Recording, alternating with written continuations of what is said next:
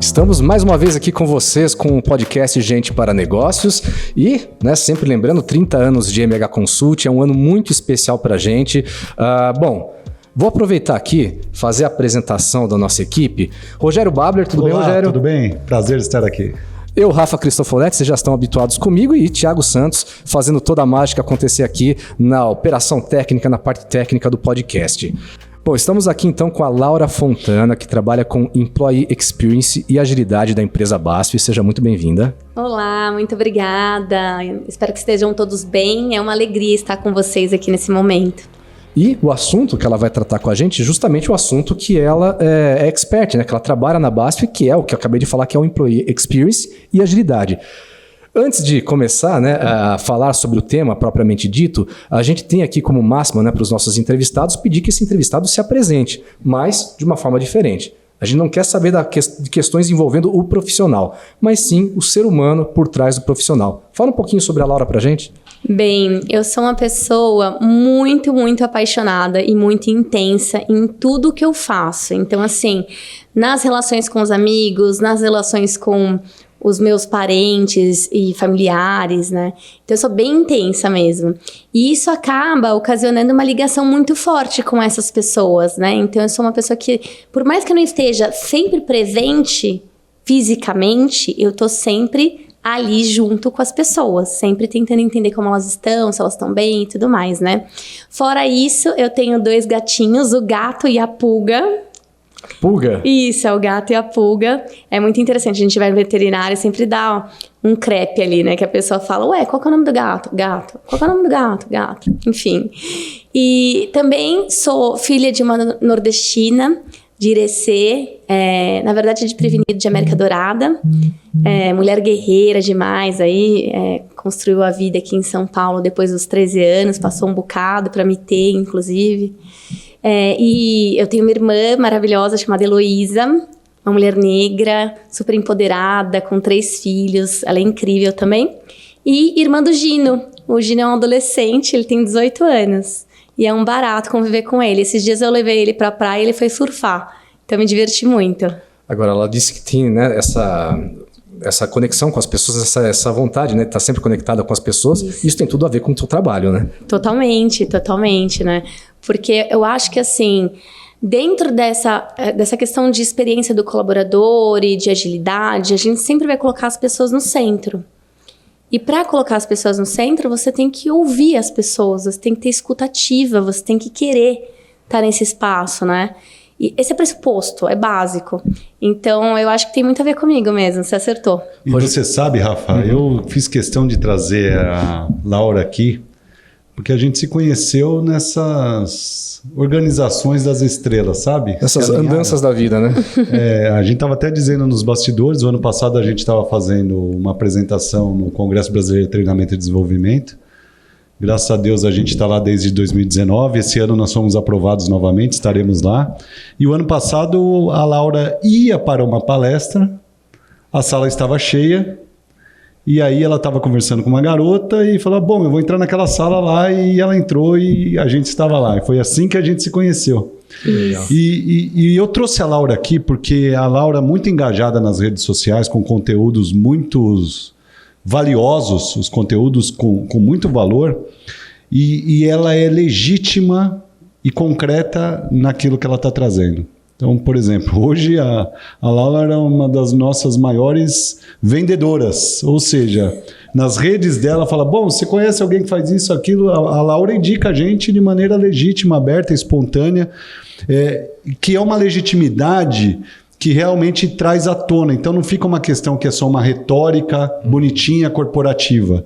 Você vê a verdade na expressão da Laura. E é isso que eu procurei trazer a Laura para cá, para dividir isso com os nossos interlocutores. Que legal, olha só, que bacana. Fiquei feliz, obrigada mesmo. Aí eu realmente, quando eu gosto de algo, eu não sei gostar pela metade.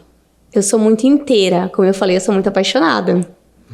Então, assim, eu lembro... Ai, gente, eu vou fazer um parênteses aqui, tá? Eu lembro que eu comecei a minha vida e carreira como balconista.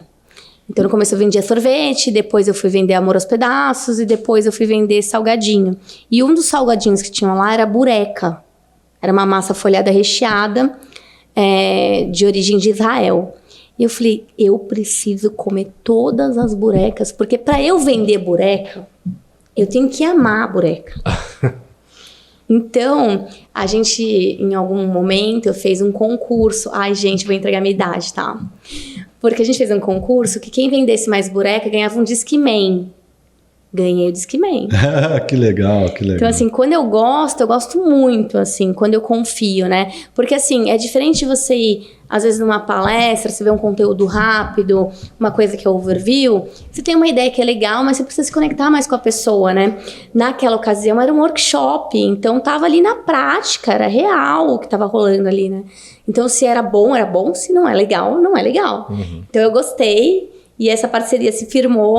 E com certeza vocês podem contar comigo por longa data. Obrigado. Muito bom. Bom, a gente precisa também aqui, né, dar uma contextualizada no tema. Explica pra gente o que é essa experiência do colaborador, né, o Employee Experience. Tá legal. A gente, quando pensa no colaborador, né, a gente tem que pensar um pouquinho antes, na verdade, porque a gente fala, experiência do colaborador, né? Mas ela começa na experiência, talvez, do candidato, ou ainda quando ele nem é candidato.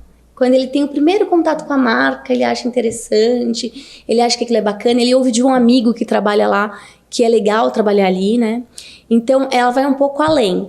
Desde o primeiro contato com a marca, até o momento em que essa pessoa, depois de desligado, se torna um alumni. O que é um alumni, né? Uma pessoa que saiu da organização, mas mantém o contato com ela, seja por uma afeição, um carinho, alguma coisa.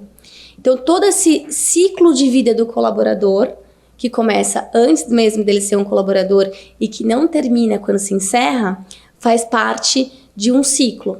Beleza, quando a gente olha para a experiência, é como ele se sente, como ele percebe, como que ele, de fato, vive a experiência de estar naquela organização. Cada um dos pontos de contato nesse ciclo de vida do colaborador, por exemplo... vamos falar do processo seletivo. Então, a gente está falando de recrutamento e seleção, vamos abranger. É um ponto de contato ali. Isso tem uma jornada, é uma jornada que ele vive dentro do ciclo de vida do colaborador. Dentro dessa jornada, a gente vai ter momentos que importam muito para ele.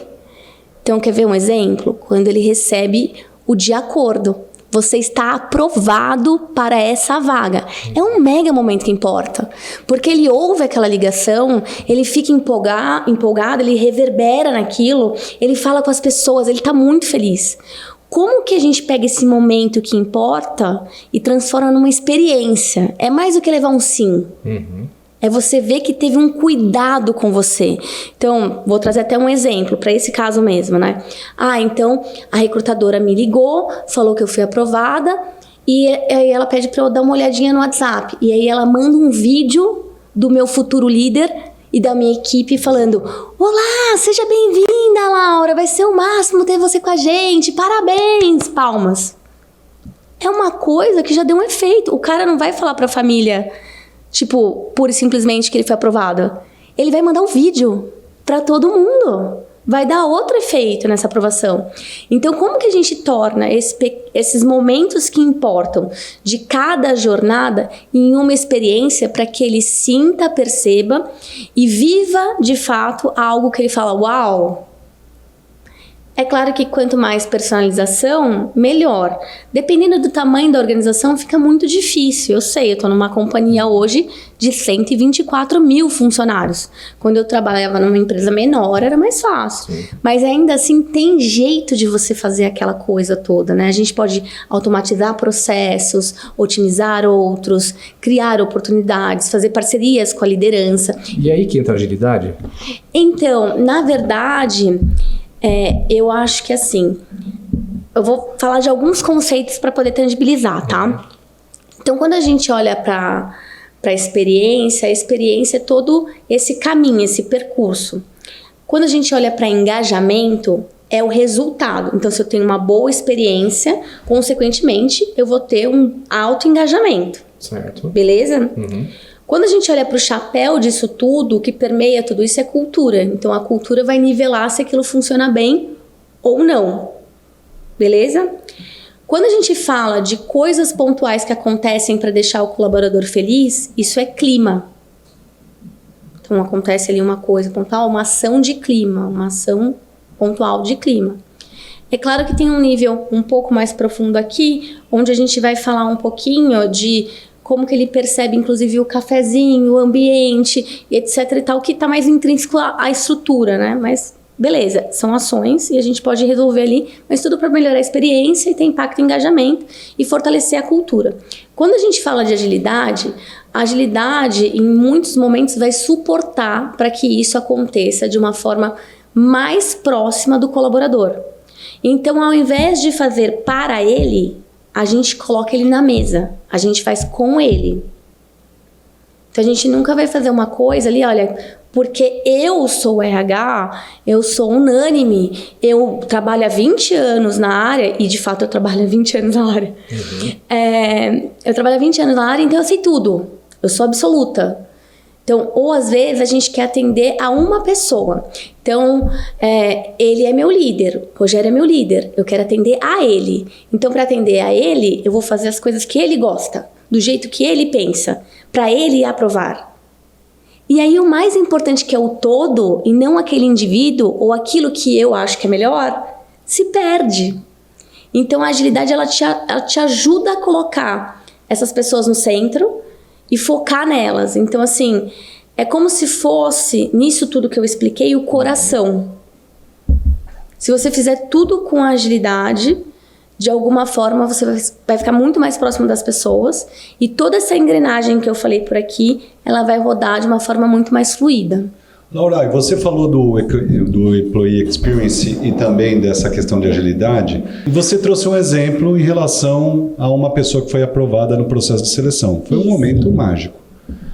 Agora, tem experiências e tem momentos na organização que às vezes não são legais. Por exemplo, a pessoa não bateu uma meta e precisa receber uma clara informação sobre isso, um claro feedback sobre isso. Ou a companhia está num momento difícil e haverá cortes e haverá ações que não são bacanas, né? Não são divertidas, não são entusiásticas. Como é que vocês traçam, a partir do modelo Employee Experience, esses momentos com as pessoas? Tá legal. Isso é importante também, né? Quando a gente fala...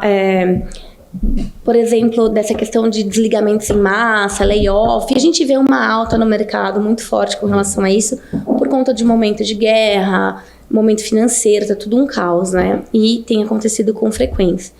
Eu acho que aqui, é claro que a gente não pode deixar para a última hora as coisas. Se aquele projeto, em algum momento, já é relevante para a organização, a gente se programa com antecedência e já faz uma construção de como seria uma demissão humanizada. Mas por acaso não deu? Então como que a gente pode fazer um projeto muito rapidamente para conscientizar os líderes de como tocar essa questão? Então assim, olha, vamos fazer uma imersão no processo, porque é líder que desliga, não é o RH. Sim. Então olha, para fazer o processo vai ser assim, assim, assado. Coisas que você precisa saber. Todas à mesa. Coisas que você tem dúvida, todas à mesa. E clarifica para ele os cuidados que ele precisa ter com o ser humano. E também empoderar esse líder através de uma conversa sincera e muitas vezes até de coaching, mentoria, que é um papel do RH mais estratégico, né? O HRBP tem muito esse papel, essa figura, essa imagem para ele. De provocar, de realmente colocar na mesa, de jogar a responsabilidade para ele e empoderá-lo para que ele consiga fazer desse momento, por mais difícil que seja suave. Eu também acho que, além da gente trabalhar essa liderança para tocar esse momento de uma forma mais humanizada, a gente pode dar instrumentos para essa pessoa que está saindo. Você fala assim, mas eu não tenho grana para pagar uma recolocação. Será que você pode pagar 3 meses de LinkedIn Premium? Eu não tenho grana para pagar o LinkedIn Premium. Será que você pode usar o time do RH para fazer uma sensibilização online com essas pessoas, para reconstruir um currículo, para reformular um LinkedIn? Eu não consigo colocar essas pessoas. Será que eu posso fazer uma cartilha, um e-book, o que seja, com dicas gerais para essas pessoas saírem com uma visão de futuro? Então, assim, veja, o processo ele precisa acontecer de qualquer forma. A questão não é o que, é o como você vai tratar essas coisas. Pensando no indivíduo, nas pessoas. Porque quando você desliga alguém, às vezes você está desligando uma pessoa que é jovem, que mora com os pais e tá tudo certo. Mas tem gente que tem filho pequeno, tem gente que tem conta, que sustenta o pai ou a mãe doente. Então, como que a gente se coloca verdadeiramente nesse lugar para poder trazer as soluções? E talvez a gente não consiga falar com os colaboradores, mas a gente pode trazer líderes mais engajados para co-criar com a gente essa percepção e então entregar para o colaborador ou para o ex-colaborador a melhor experiência. Então eu acredito nesse esquema, assim, sabe? Agora, com relação ao outro ponto que você colocou, sobre performance, eu acredito muito em conversas frequentes que importam. Que a gente tem chamado muito de one-on-one e tudo mais, né? Fica muito difícil para o líder dar um feedback ruim quando ele não tem conexão com o seu time. Então aconteceu alguma coisa ruim, uma bomba, e ele vai ter que dar notícia e ele fala, meu Deus do céu, acabou meu mundo. Como que eu faço isso?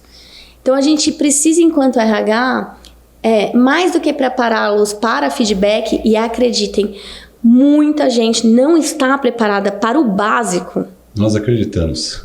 Esse é um dos nossos core de entrega aqui na MH. Não tem jeito, não está preparado para o básico. A gente tem que fazer o feijão com arroz. Quantas e quantas vezes eu fiz uma trilha ali e pensei, puxa, inovação, futuro do trabalho, não sei o que lá, 4.0. Pera, o que a gente precisa?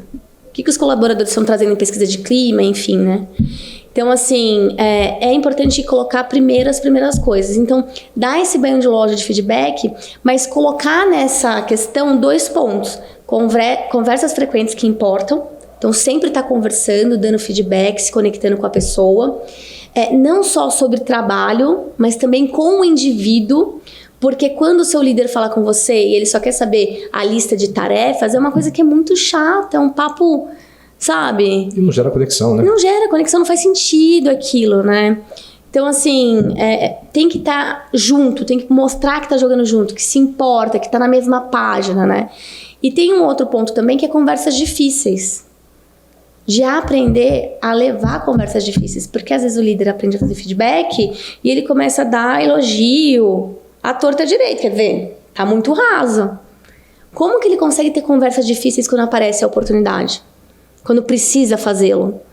Então, assim, eu acredito que a experiência nesse momento de performance, ela está conectada muito à liderança, e quanto mais preparada a liderança, mais são as chances do colaborador ficar mais tranquilo numa conversa como essa.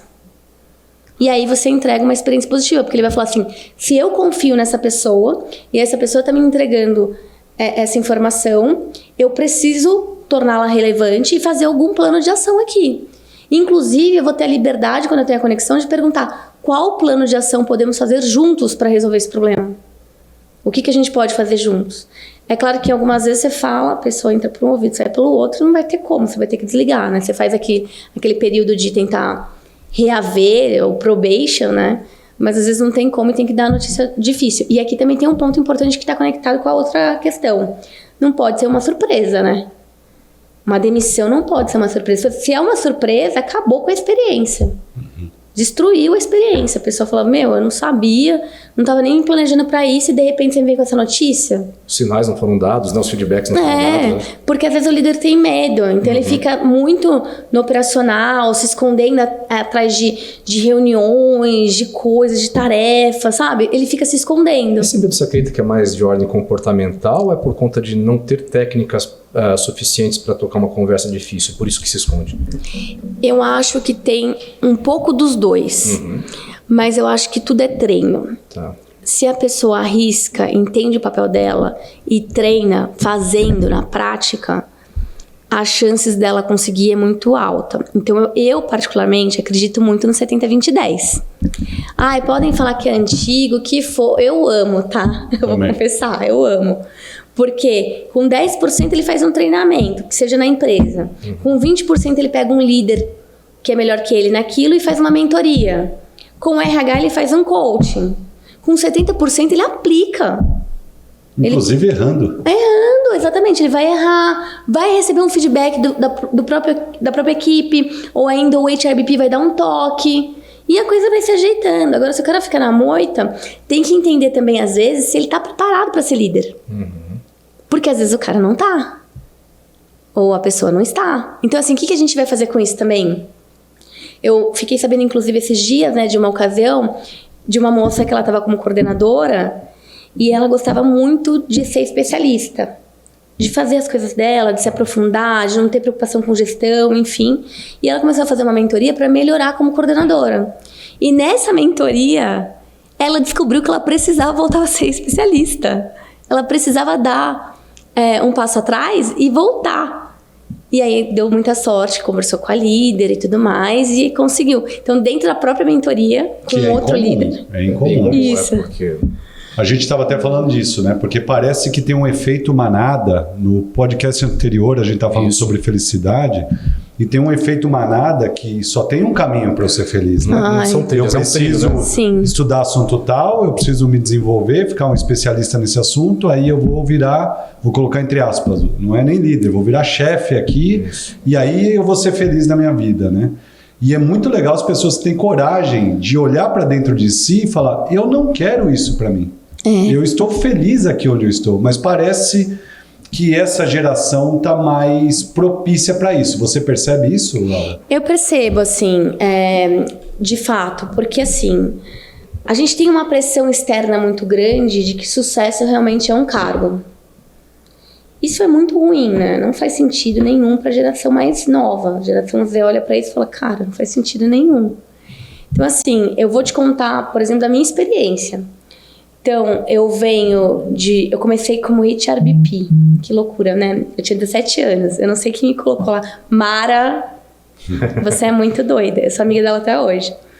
Me colocou como HRBP, aí fui para uma empresa de LMS, aí fui para uma startup, fico lá um tempão, vou para o Canadá, volto para uma empresa de escritório jurídico. Na startup eu já era head de RH, na empresa jurídica eu era coordenadora. Aí vou para Votorantim como coordenadora de BPs, aí vou para Spread como executiva de RH, aí da Spread eu vou para Activity como coordenadora, entende? Porque eu pensei assim, qual que é o desafio? Eu me acho um fake millennium, assim, eu sou mais geração Z. Então, assim, eu olhei, qual que é o desafio? O que eu vou aprender? O que eu vou contar de case? Como que isso me ajuda a chegar mais perto de onde eu quero chegar daqui não sei quantos anos? Vai ajudar nesse sentido? Eu não tenho problema nenhum. Eu era executiva e você coordenadora? Não tem problema nenhum de fazer esse movimento. E eu percebo nessa geração essa questão também de estar com mais leveza nesse sentido, sabe? É o que me faz feliz, é o que me faz aprender, é onde eu estou chegando e percebendo que tá fazendo sentido, que aquilo que se conecta comigo, né? E tem muito isso também quando a gente fala de propósito, por exemplo. Você tá numa empresa que não tem um propósito que se conecta com aquilo que você acredita, essa galera vai embora rapidinho também, eles não aguentam, né? Então, assim, eu tenho um pouco disso também. Se eu entrar, parou de fazer sentido, acabou o namoro. E voltando à questão do Employee Experience, Laura, eu tenho uma pergunta para você. Aqui nós temos um violão para o Rafa tocar, para ele aliviar. Isso é uma boa Employee Experience? Depende do nível. Se o violonista ali for um bom violonista, pode ser uma péssima experiência. Pode ser uma boa experiência ou uma péssima se for ruim para os demais que estão ouvindo. Sim. Olha, eu vou ser muito sincera, posso? Lógico. Então, assim, essa é uma ação de clima muito legal. É uma ação de clima/engajamento muito legal. Mas pensa só, eu dei esse exemplo essa semana no trabalho, que às vezes a gente faz uma ação e a pessoa vai lá, se diverte, curte muito, volta para a estação de trabalho, senta ao lado do líder que ela detesta e já fica infeliz de novo. Perfeito. É aquilo, né? Não é apologia ao puff colorido, à máquina de Nespresso ou ao violão que eu mencionei, né? Você sabe que eu tô super é o todo, né?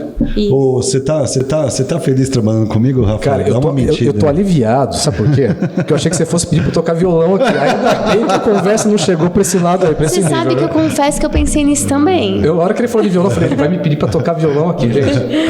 Ele ficou até meio vermelho. Vamos aliviar os ouvidos de vocês. Não, mas perfeito. Eu concordo muito com isso, porque você tem que olhar de uma maneira estrutural, não pontual, né?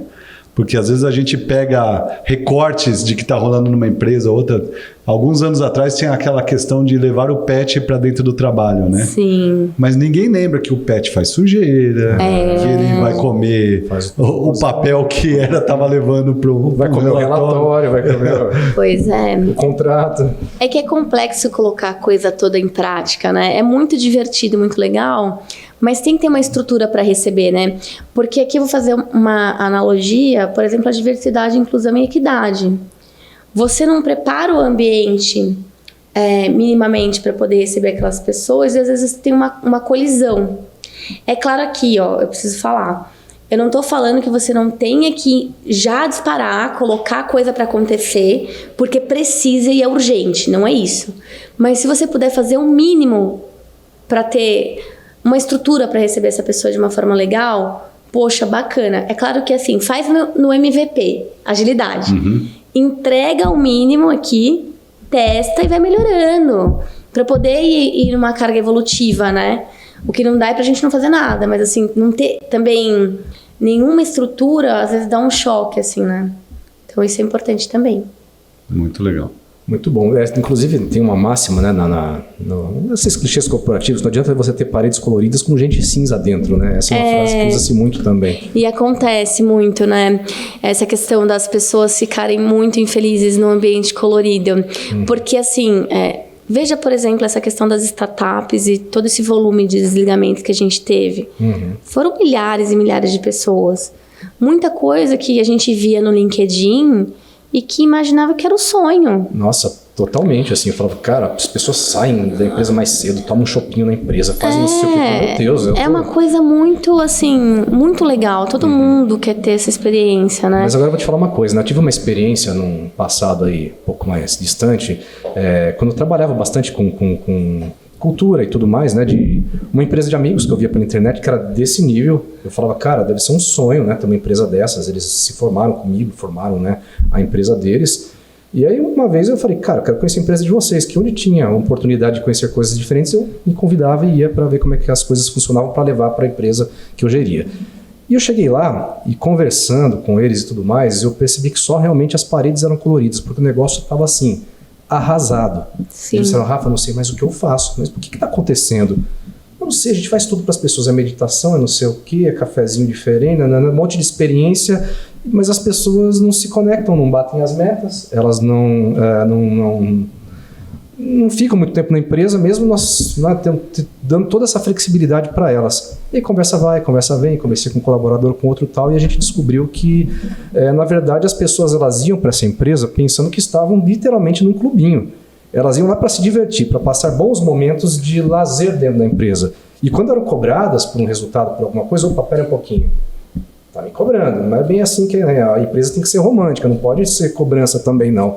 As pessoas espanavam, iam embora. Eu achei aquilo assim, para mim foi me abriu a mente para muitas coisas. Primeiro, a questão do propósito, que foi o que você falou também. Ficou claro, né, que eles não tinham naquele processo uma convergência de propósito. Talvez eles não soubessem nem passar, né, esse propósito que eles, quando criaram a empresa, tinham para aqueles colaboradores. Mas e talvez foi uma seleção errada também, né? Bom, uma seleção errada, né? Ou uma seleção errada. Eu tô pensando aqui porque são muitos fatores, né? Então, por exemplo, você implementa um monte de ações, mas sem envolver o colaborador, sem escutar o colaborador.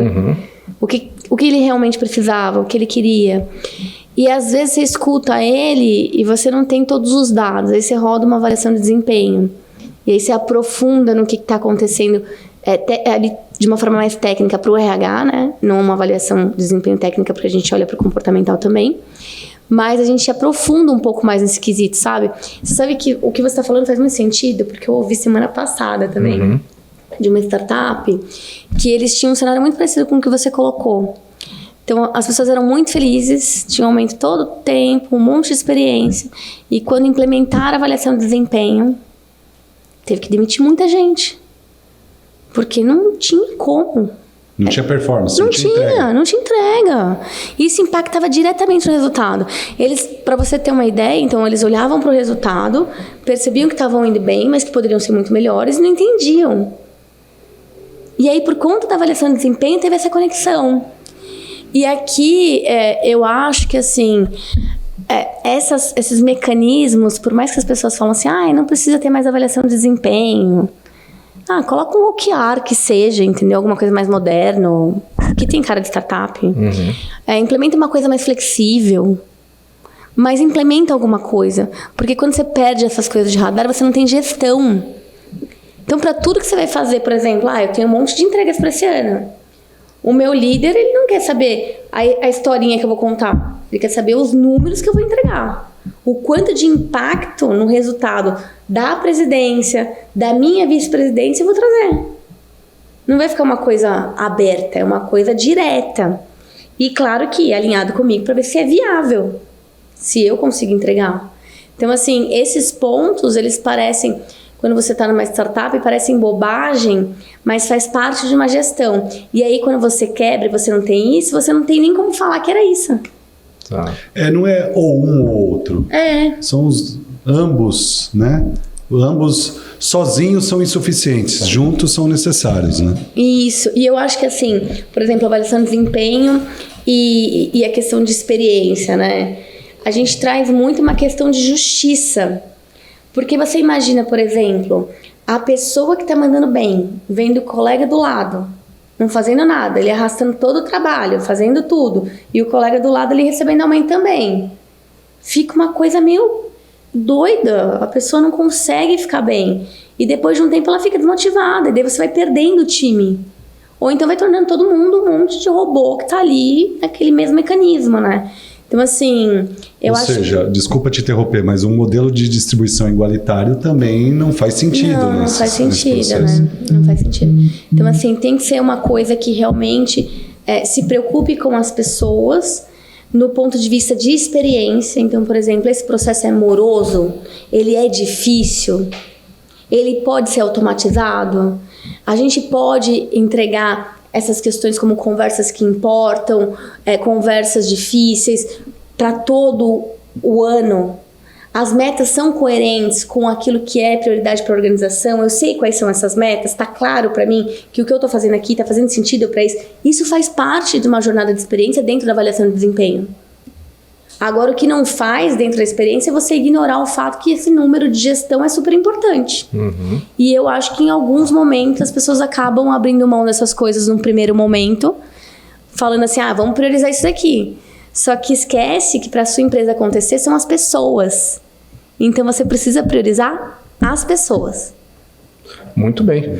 Bom, tempo, como sempre, né? Eu sou o homem do tempo aqui, eu sempre falo para os entrevistados, o cara chato do tempo está se esgotando. A gente vai então aqui para as nossas últimas perguntas, né? Como já havíamos até acordado anteriormente, a gente pede que você nos dê alguma dica de leitura, filme, enfim, sério, que você queira, que para você marcou a tua vida, fez sentido, seja de ordem técnica ou não, e que possa ser interessante também para os nossos internautas. Perfeito. Eu gosto muito do livro Agile People, da Pia Maria. Eu acho que ainda não traduziram o livro, que é uma pena, mas ele é maravilhoso. Eu também gosto muito do Jacob Morgan. Ele é de Employee Experience Advantage. Também muito bom. Esses dois livros, eles me deram muita base, assim. Porque quando eu comecei a trabalhar com agilidade EX, isso há 5 anos atrás... a terra era mato. Tava ninguém fazendo isso. Não tinha muita literatura. E eles trouxeram alguns conceitos, esses livros que foram lançados em 2017, que já me nortearam bastante. É claro que eu usei muito livros de tecnologia. Então, por exemplo, tem um livro que ele chama Isso é Design de Serviços. Eu amo esse livro. Tem um outro chamado Mapeamento de Experiências. Eu amo esse livro. Só que você tem que entender que quando você pega esses livros mais técnicos, voltados para tecnologia, produto e cliente, você tem que se esforçar para ler traduzindo para o RH. Então as pessoas olham e falam, isso daqui não faz sentido, descarta. Não, faz um esforcinho, se engaja. Uma adaptação. E se faz adaptação porque faz sentido. Às vezes tem muita palestra que você vai que não te entrega tanto conteúdo, que não fala tanta coisa, e você lê um livro mais técnico e você fala, putz, isso daqui fez muito sentido para mim. E por último, dessa parte de indicações, tem uma frase do Simon Sinek, que eu amo demais. Também recomendo o livro Comece pelo Porquê, que fala um pouco de propósito, a gente falou disso aqui, que é: os clientes jamais amarão a sua empresa se os seus colaboradores não amarem primeiro. Então, primeiro, as primeiras coisas. Cuidem dos colaboradores para a gente garantir o melhor resultado para os clientes. Muito legal, muito obrigado. Perfeito. Bom, a gente tem no nosso propósito, né, que é formar gente para os negócios, a gente gostaria de ouvir a tua opinião. O que é gente para negócios para você? Para mim, é um time de pessoas que realmente está preocupado em entregar a melhor experiência para o colaborador, mas conectando aquilo que é necessidade, não desejo, à estratégia da organização. Então, assim, você, enquanto RH, você está conectado a 2 clientes principais. O primeiro é o próprio colaborador e, não menos importante, o negócio. Então, às vezes, você fica focado naquilo que ele quer, batendo no pessoal do negócio. Não pode. Vamos nem tanto ao céu, nem tanto à terra. Como a gente encontra aquilo que é estratégia e conecta com aquilo que é necessidade? Esses 2 universos, para mim, é gente para negócios. Muito bem, estivemos então com Laura Fontana, responsável pelo Employee Experience e também agilidade da empresa BASF. Muito obrigado, viu? Eu adorei a conversa. E você, Rogério? Nossa, foi muito legal. Obrigado pelos insights, a galera vai adorar. Vai adorar, e se quiser, né, como o Rogério disse, você é uma produtora de conteúdos também na rede, né? Quiser deixar suas redes sociais aqui à disposição. Claro, hoje eu tenho o @RHAgilBR no Instagram, mas eu vou confessar para vocês que eu sou uma fãzona do LinkedIn. Eu adoro a timeline do LinkedIn. Então, me adicionem por lá. Eu sou a Laura Fontana. Eu tava de cabelo rosa ainda, então é fácil de me encontrar. Eu não tirei a foto ainda, porque eu vou voltar pro rosa em breve, gente. Muito bem. E do nosso lado aqui, continue seguindo a gente também nas redes. MH Consult no Insta, tem no LinkedIn, no Facebook e o nosso site mhconsult.com.br. Rogério, obrigado. Até a próxima. Obrigado, Laura. Obrigada, Laura. Até mais. gente. Tchau, tchau.